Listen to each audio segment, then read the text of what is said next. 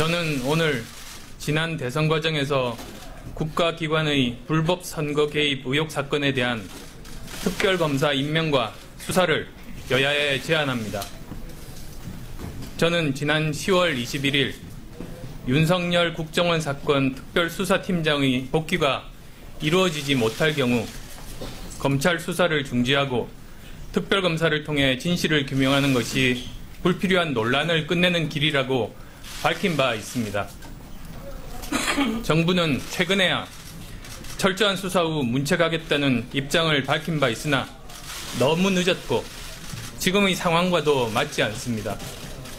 그것은 오랫동안 지속되고 있는 첨예한 여야 대치 상황을 풀기에는 역부족입니다. 저는 첫째, 특별검사에 의한 통합수사만이 사실을 제대로 밝힐 수 있다고 생각합니다.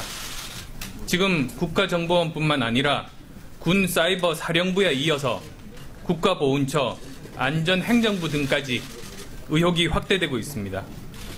또 이 과정의 연계성에 대한 의문도 제기되고 있습니다. 따라서 검찰 따로, 군 수사기관 따로 이루어지고 있는 지금의 수사 방식으로는 진실을 제대로 밝힐 수 없습니다. 둘째, 과연 정부가 실체를 규명할 분명한 의지를 가지고 있는지도 의문입니다. 이미 수사 초기부터 법무부와 검찰이 수사 범위와 법률 적용을 놓고 갈등을 빚었다는 것은 이미 알려진 사실입니다. 또 뒤이은 윤석열 수사팀장의 배제는 너무나도 분명한 수사 축소 의도로 생각됩니다. 이런 상황에서 검찰의 수사 결과를 국민이 신뢰할 수 있을지 의문입니다. 셋째, 정치권의 공방과 논쟁에서 보듯이 구체적인 수사 기밀이 정치권에 그대로 전달되고 있습니다. 누출된 기밀로 정치권이 정파적 이익에 맞추어 사건의 성격을 규정하고 상대방을 공격하는 소재로 활용되는 일이 빈번하게 일어났습니다. 그런 수사기관에 수사를 맡길 수는 없다고 생각합니다. 넷째, 수개월째 계속되고 있는 국가기관의 불법 개입 의혹에 대해 이제는 종지부를 찍어야 할 때입니다. 이 문제는 신속하게 진실을 규명하여 책임자를 엄중 처벌하고 재발 방지책을 만들면 될 사안입니다. 이처럼 오랫동안 대치되고 있는 현실이 안타깝고 걱정스럽습니다. 언제까지 이 문제를 가지고 소모적 공방과 대치를 계속해야 하겠습니까? 국민들이 보시기에 정말 우리 정치는 이 정도밖에 안 되는 것이냐라고 꾸짖고 개탄하셔도 드릴 말씀이 없습니다. 저는 분명하게 말씀드립니다. 정부 여당이 제기하고 있는 대선 불복 시비는 문제의 본질을 벗어난 것입니다. 누구도 그것을 부정할 수 없으며 되돌릴 수 없습니다. 그러나 그 과정에서 국가기관에 의해 불법적인 일이 저질러졌다면 마땅히 규명되어야 합니다.